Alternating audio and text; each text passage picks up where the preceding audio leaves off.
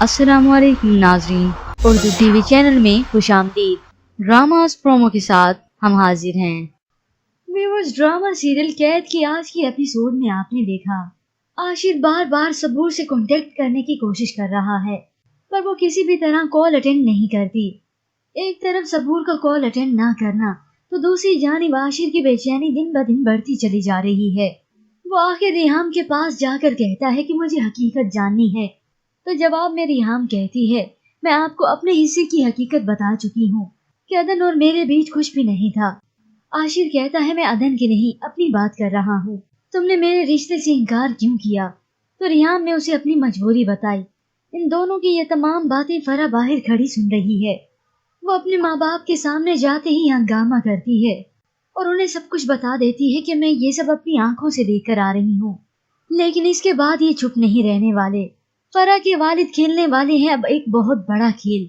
वो अपनी बहन सोफिया बेगम के सामने रखने वाले हैं सगे सौतेले का फर्क। तो चलिए व्यूवर्स, अब बढ़ते हैं प्रोमो की जानिब।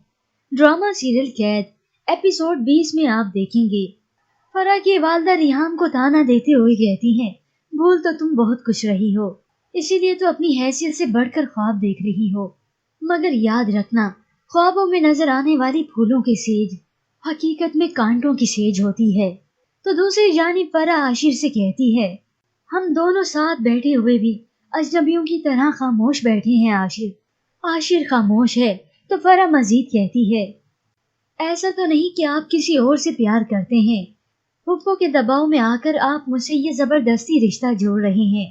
फरा की इन तमाम बातों पर आशिर उससे नजरें नहीं मिलाता, बल्कि नजरें चुराने लगता है।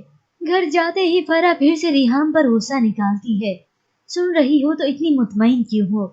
आशिर के दिल में सिर्फ तुम्हारे लिए नफरत है, मुझसे मोहब्बत करता है वो, फर्क है तुम में और मुझ में। तो फिर इस सुकून की वजह?